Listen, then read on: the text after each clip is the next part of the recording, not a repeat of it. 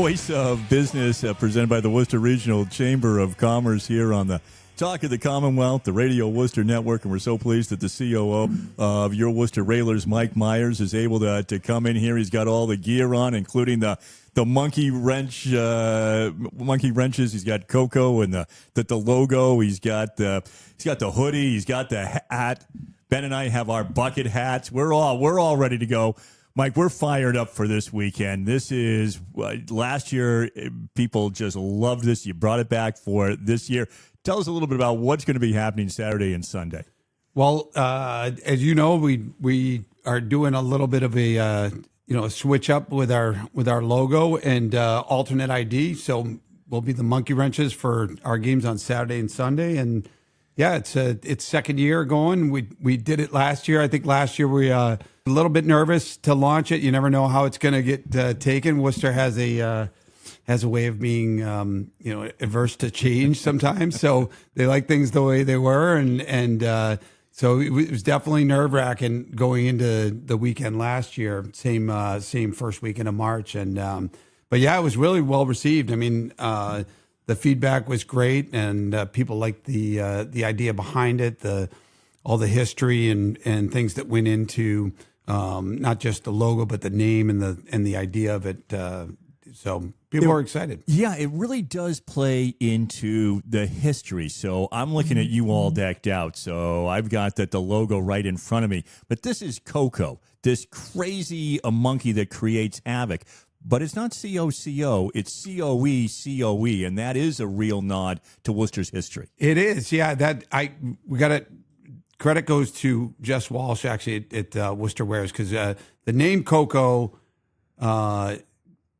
came when we were developing the whole theme. So Ben Schenk, who does our graphic design as part of our marketing team, he was the one who came up with the whole concept and name and put it together. And we were putting together the idea of the logo and as things were sort of happening organically, he was named Coco, not really thinking about how it was spelled or whatever. And Jess had asked, she goes, now is that spelled COE for Coes, obviously, and the Coes Wrench Company, which was the impetus behind the Monkey Wrench name. So she gets total credit for the spelling. Yeah.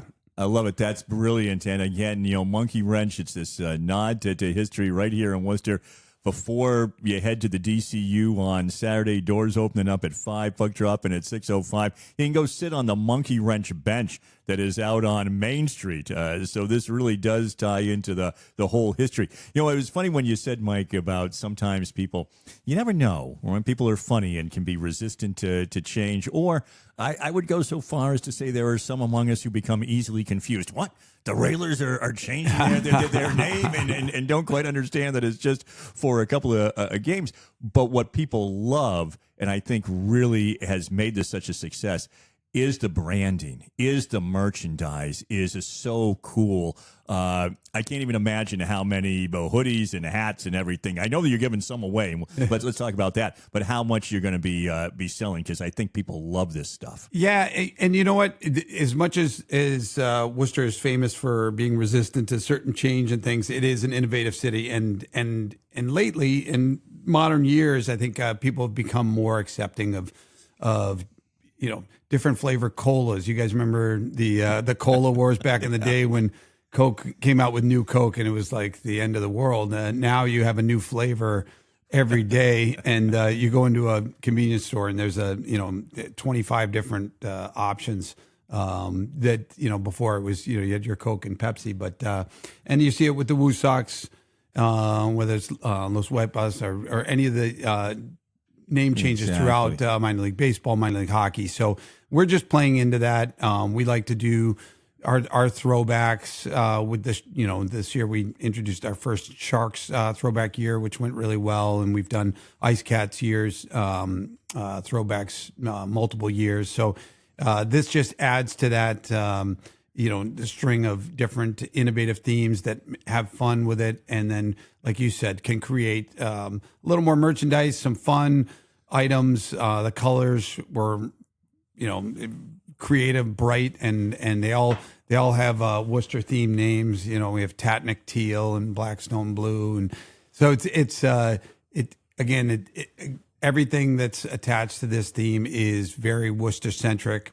Obviously, in the logo, there's a lot of little tributes and Easter eggs hidden throughout. So the Seven Hills, Lake Quincy are both in the glasses. You have Nice. Harvey Ball's smile, and you have the W in the tuft of his hair. So there are a lot of little things that as you get deeper into it, depending how deep you want to go into it, you're going to find some more layers. And I think the most obvious connection is that the monkey wrench that the Coe's Wrench Company created back in 1840 was a 6-foot wrench, which they were famous for, the big 6-foot key, and it was primarily used for large bolts on trains.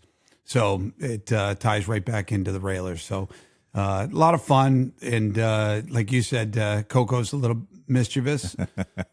Trax, he's mischievous, but a little more straight laced. Coco's a little bit off the rails. So that will be fun. Tell us a little bit about this bucket hat giveaway that's going to be going on. Yeah, so we have our sponsor for the weekend is our good friends at Country Bank, and we have this reversible teal, Tatnick teal, and gold bucket hat, and on the other side it's just teal. And you get the first fans get the free giveaway on Saturday night, and we'll be wearing the jerseys both Saturday and Sunday, with a jersey auction on Sunday, and the proceeds go to our good friends at Be Like Brett. Yeah, So- that's fantastic. What a great organization. So nice that jersey auction will be benefiting them. Now, these are the shirts right off the player's back? Yep. Wow. Yep. So these are the game worn jerseys. Some are game issued, but yeah, they're the jerseys that will be auctioned are all team issued jerseys, and the guys will be wearing them this weekend. So they'll get actually 2 games in them instead of 1. Now, as you heard, this is a giveaway on Saturday. You want to make sure, believe me, Ben's wearing the hat right now. Looks good, Ben.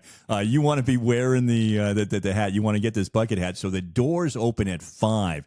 I'm going to tell you right now, I think you want to get there early, and there's always cool things to do before the game. Absolutely. The giveaway nights are always crazy because people get out there and line up early, and we always pray for good weather because we don't want people standing in the cold. But it looks like the weather's going to be in the 50s, which will feel like summertime at this point. So other than maybe some wet, thawing snow piles, you should be all right weather-wise. So, yeah, get there early. Mike, I can't believe it. We're starting to actually head towards the end of the season. We got just a minute left. What else do people need to know, and how do they get tickets? Yeah, so, I mean, you can head on to our website, RailersHC.com. There's links there. All our socials have links for the game. Tomorrow, Sunday, we have there are $10 kids tickets out there, courtesy of MBTA, and we'll be able to, if you call right into the office, we got our reps ready to go, and everybody's excited to get monkeying around. There you go. A good place for us to leave it. COO of your Worcester Railers, Mike Myers, here to tell us all about how this weekend they are the Worcester Monkey Wrenches. Make sure you check it out. Again, 5 o'clock. The doors open Saturday at the DCU Puck Drop at 6:05. And make sure that you head to Sunday's game, 3:05 Puck Drop for that one.